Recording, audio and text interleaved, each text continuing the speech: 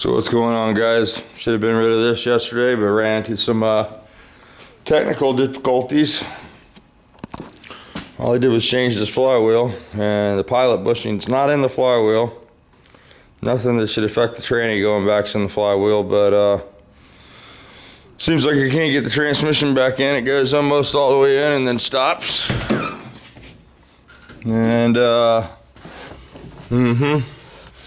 so fighting this. I don't know, I'm considering pulling the bell housing off, but the clutch alignment tool slides right in. And everything seems good, man. You know, everything's bolted in right. It's got a blow-proof bell housing on it, so the only option I have is maybe to loosen the clutch up through the clutch arm hole and spin the motor over and try to pop the tranny in and then tighten it back down through the same hole.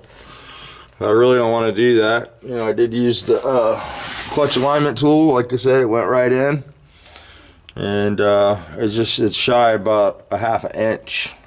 You know, about the distance of the bearing collar on the front of the tranny there. So I don't know what's going on. I figured I'd just leave it last night. Worked on it till about 10 o'clock with Hans, and took it in and out about 6 times, and just couldn't pick it up anymore.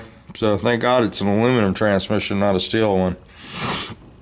So we'll try to get this buttoned up today. Got to get this out of here. Hopefully it doesn't take all day to figure it out.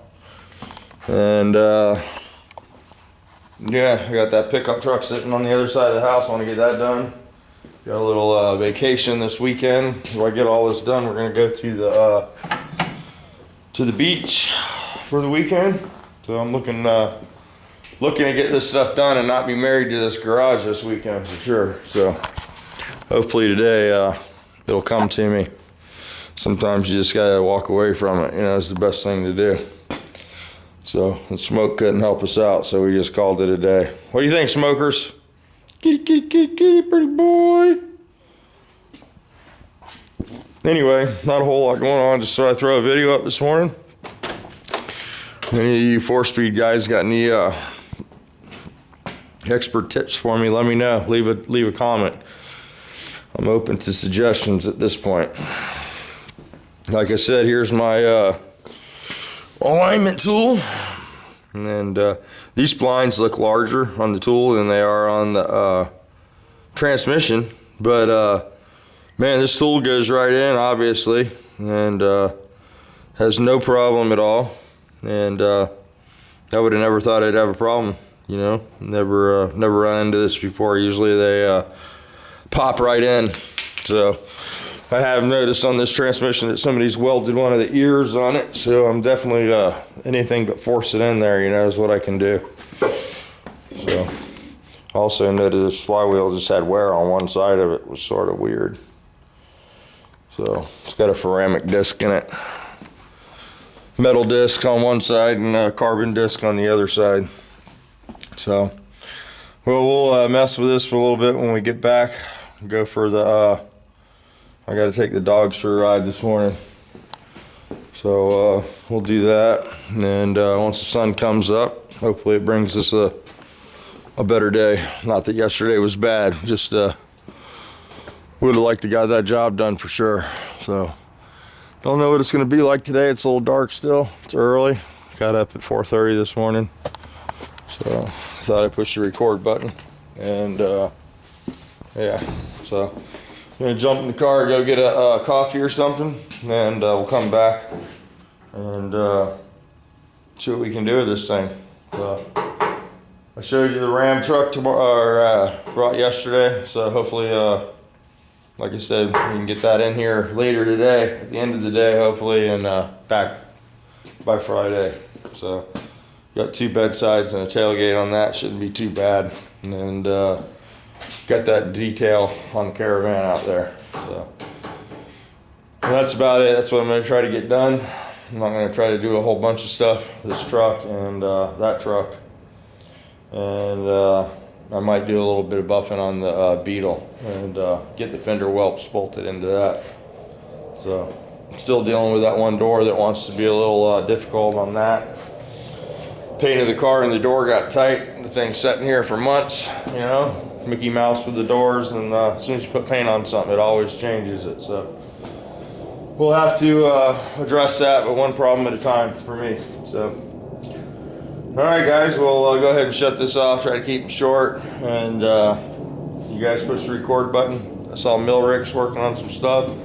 Saw his video, and saw a couple of videos out there. I saw where Chris left a comment and wanted to watch the repair on the Dodge, and I don't know if I'm going to do a proper repair or not. You know, it's probably going to get ground down, some Duraglass in there, and sent down the road, buddy.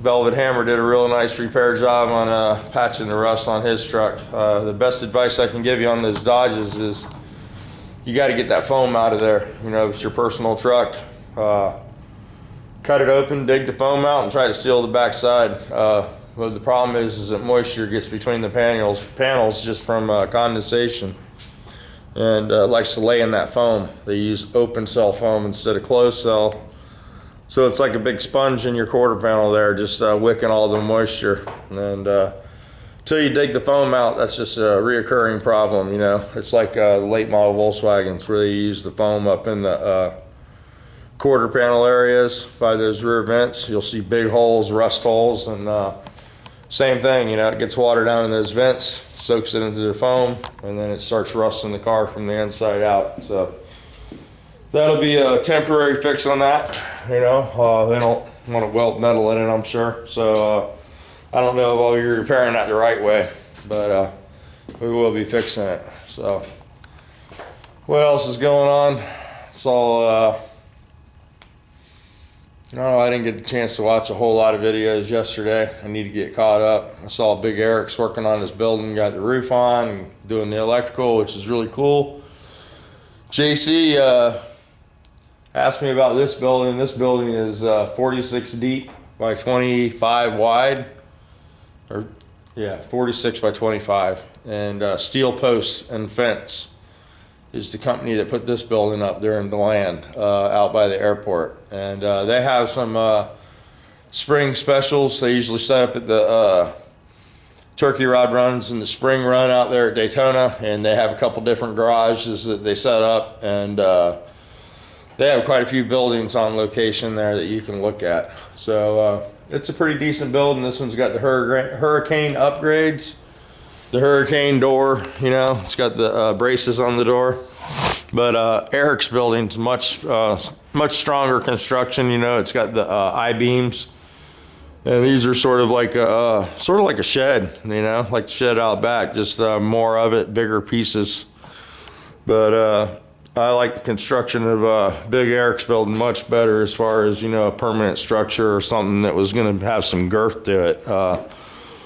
Looked like he had some decent beams and stuff in his. These are sort of like a carport beam, you know. And I guess it's the theory: the more screws and metal you screw on the outside, the stronger it makes it. It's a pretty decent building, you know. I'm not going to complain. I know this building was put here in the boom, you know, when real estate was big. I have all the receipts for it, and it was $41,000 for the floor, for the building, and for them to install it, pull all the permits. You know, I know you can find deals much cheaper than that now. As the economy soured, you know, this stuff's come way down. So hopefully that answers that question for you.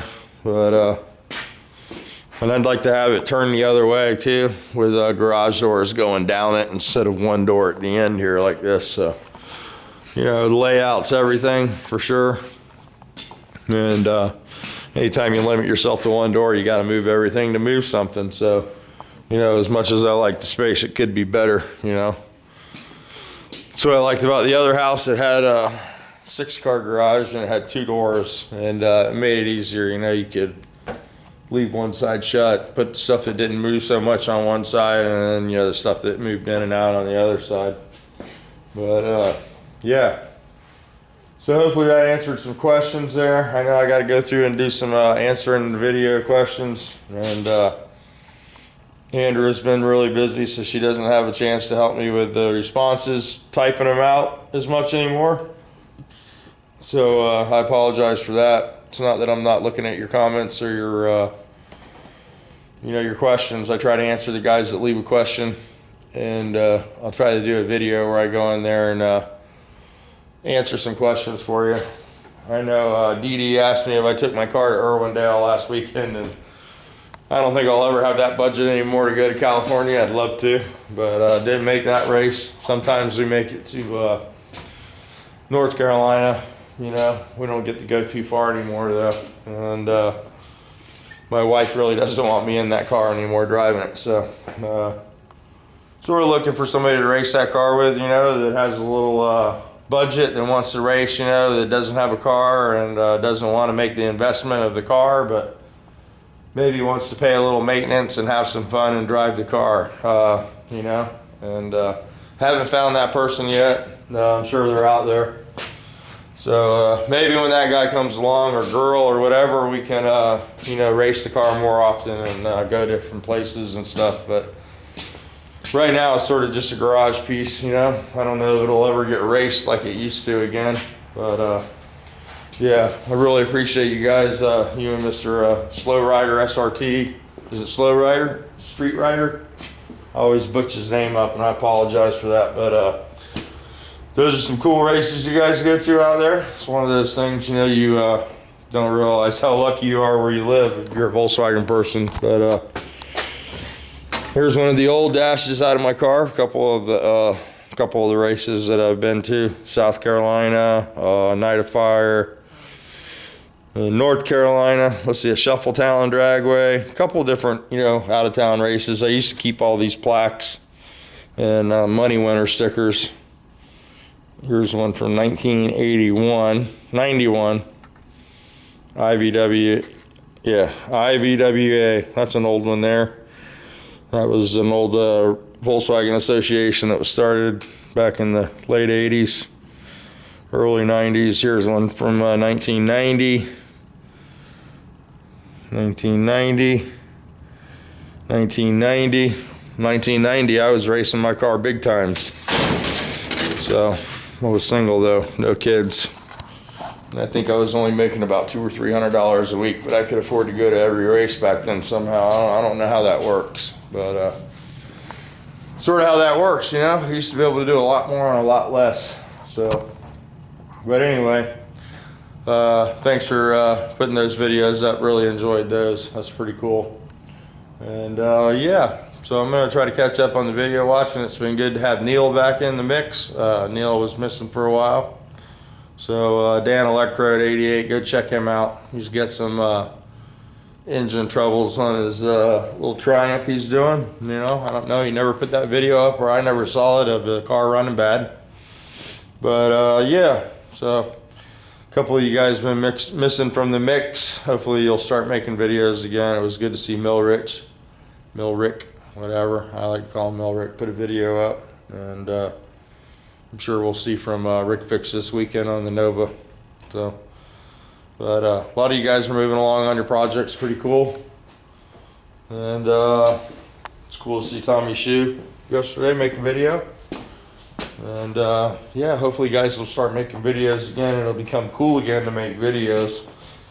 So I know sometimes we get busy, and sometimes, you know, you just don't know if you should push the record button or not. But you know, it's pretty cool having guys of the same interest pushing the record button and showing their projects. So that's what it's all about, guys. You know, sharing what we're doing.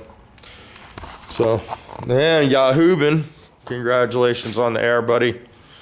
And I saw where you wanted to put the Chevaholic condenser in there, and man, I would love to do that to mine. I just I don't quite gather the concept of adding the extra check valve, but you know, that could only extend the life of the compressor, I would think. Anything you can do to lower the pump temperature and the tank temperature is definitely going to be good for painting. You know, if you're doing mechanical work, you'd probably never have a problem. You put an oiler on your line and oil your tool, and but if you're making heat at the pump and heat in the tank, you're going to make water. So I would have really liked to got this thing working. You know, this takes care of the problem after the fact, where the thing that Chevaholic did takes care of the problem before it even gets to the tank, which is in my mind is a great idea, because you're eliminating the water from settling in the tank, and you know, water causes rust. And I seriously doubt that, you know, there's not too many tanks that are powder coated on the inside. Most of them are raw steel. So I saw where Real Hubin said that they recommend backing the pressure down to 20 psi, and this compressor's 5 years old now and it's never been turned off. So other than it gets the breaker turned off at night, but it always has air in it. So yeah, I mean, I realize that it took you a while to get that compressor, and you'll probably follow the instructions to the T, and I understand that completely. But I think that condenser would be a damn good idea, Ruben, if you could get with Chevy Hollick and get him to really lay it out for you. And you could even go one step further and throw a fan on that condenser. But anytime you put the compressor there, you know, like that, and you start using it for DA and stuff, it's going to make heat. And if you can cool that compressor head down, it's going to add life to the compressor for sure. So I would love to do that. I hope maybe in the future there'll be more guys in the garage that take that project on so I can copy them. But it seemed like a pretty simple concept. You know, there was a check valve involved, and yeah, so I definitely want to try that on mine. I'm sure this compressor is not long for this world, so I'm looking forward to the next one. Might be a little bit bigger than this one, and I'll try to put that that mod on there. I was thinking about putting it on the outside of the wall, you know, and throwing a fan on it for sure. And but then Harbor Freight sells them for $300 or $400 from what I understand, the refrigerator unit. But of course that's after, so you're still getting all the heat at the top of the compressor and the water cycles through it. So anyway, that's my thoughts on that. But it's cool that you got a compressor, and it's going to be cool seeing you go to town with some air tools. So yeah, and then I got a message from Pister. He said it was a month and a half till the party, and it's hard to believe, a month and a half. So I don't know, it's going to be cool. Got a lot of meat in there in the refrigerator. I need to do a meat video. Got a couple $100 worth of ribs in there. I got some Boston butts. I got a turkey. I got some other stuff in there, and she's just been buying it steady as it goes on special. We've been trying to get more and more stuff, and I don't think we'll be hungry. So that's going good. The party planning, you know, it's going good. Things are a little tight right now, I'm sure, with everybody, but I think we're gonna pull it off. You know, I think we're gonna pull this party off. Everybody's gonna have a good time, and it's gonna be cool to see a lot of the guys from the YouTube garage there, and a lot of the guys probably that you guys watch and maybe aren't real active in the YouTube garage might even be there too. I know that Pisser's going to try to make it down. I know a lot of you guys like Pisser, and Sean's a really good guy.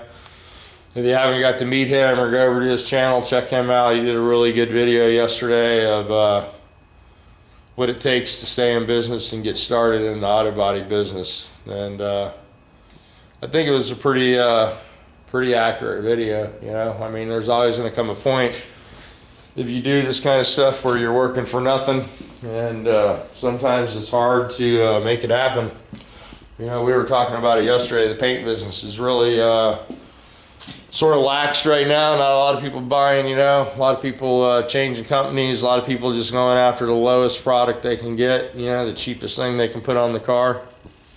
And you know, I got friends that are buying from competitors and coming over here on the weekend and telling me the competitors' paint don't match, and they're wanting me to service them with a smile, and I find it hard to do, and it's just getting hard and hard with this paint business. So, you know, eventually, hopefully something else will come up where we won't have to be selling paint for the rest of our lives. But yeah, hopefully, you know, maybe in the future the parts will come painted. Who knows what'll happen? But it can definitely be a struggle with a small business day to day, man, because that's it, man. When you work for yourself, that's all there is. And you take a day off and it's no money, you know what I mean? And you sleep in, you start late, and you're just behind. So I learned when I was younger, I was working for the funny car team. Before I got that job, I used to like to sleep. That was my favorite thing to do, was sleep. So on my day off, I'd sleep probably till 1, 2 o'clock in the afternoon. wake up, kick around the house, maybe go out to eat, and go back home, stay up all night and sleep. And when I got a job for the funny car team, I used to like to do the same thing. You know, we travel all the time, and when we weren't working, I would sleep.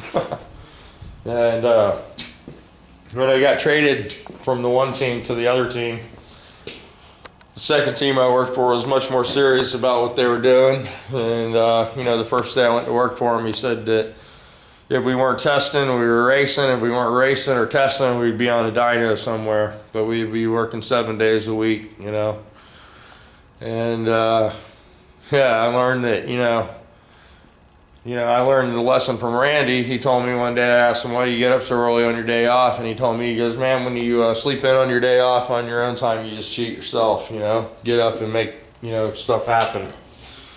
So that made sort of sense to me, and I've sort of been living by that motto, get up and make stuff happen, because I don't think much happens when you sleep. Maybe a little recovery time, I get about 3-4 hours max a day, and it's about all I can handle. I figure there'd be plenty of time to rest later, So just a little tip there on sleeping the day away. Usually nothing comes from it. So all right, guys, let me shut this off because I'm starting to ramble, and I hate that kind. I don't like rambling. That's funny. But anyway, if anybody's got any tips on this transmission, I don't know. I really didn't change anything. Like I said, I changed the flywheel, same clutch disc, same pressure plate. Now, what do we got? Hey, really? Hey! Cats don't listen like dogs. Have you ever noticed that? Hey! Smokers! Then it's going to go out over there and start that somewhere else. I don't think that's over. All right, so like I said, I replaced the flywheel. It's got the same pilot shaft in it. Everything's the same. The lineup tool goes right in. Trina goes in and stops.